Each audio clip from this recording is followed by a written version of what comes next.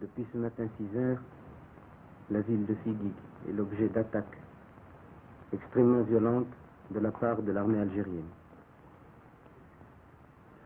Les troupes algériennes, d'après les derniers renseignements qui nous sont parvenus, ont pénétré de plusieurs kilomètres sur le territoire marocain,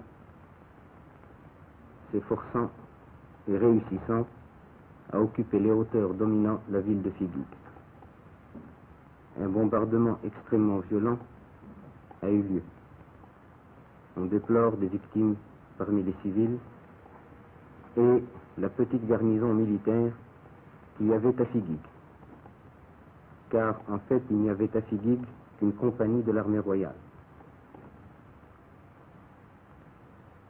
Je souhaite que le nombre des victimes ne s'étende pas au-delà de ce qui est déjà constaté. Car c'est à partir de Figuig, justement, d'après tous les historiens, et même les plus mal intentionnés, que les problèmes de frontières commencent. Tandis que, entre Figuig et Oujda, il ne saurait y avoir de problème.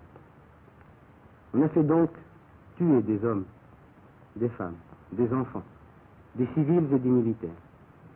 Pour quel résultat? Pour que on se retire. Mais l'armée qui a attaqué se retirera. Elle ne se retirera pas seulement avec son barda sur le dos, il se retirera avec une mauvaise conscience, avec le poids d'un péché, qui est celui d'avoir fait couler le sang après la convention de Bamako et le jour d'un vendredi, jour où tous les croyants vont à la prière et jour où tous les croyants, qu'ils soient au Maroc, en Algérie, en Tunisie ou dans le Moyen-Orient, ne peuvent que remercier le ciel et remercier Dieu d'avoir mis un terme à cette effusion de sang entre frères. Je ne peux pas m'imaginer ni penser que la duplicité des signataires de la déclaration de Bamako puisse arriver à ce point.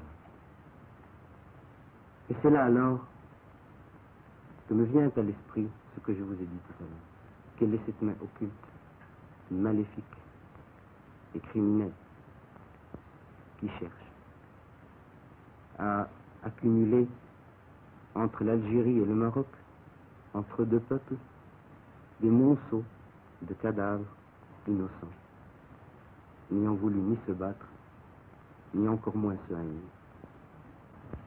Certes, beaucoup pourraient me dire, pourquoi est-ce que le Maroc ne prend pas des mesures de rétorsion? Pourquoi ne voulez-vous pas, en face d'Oujda, essayer de... Et je leur dirais, pourquoi faire couler des vies humaines, du sang humain?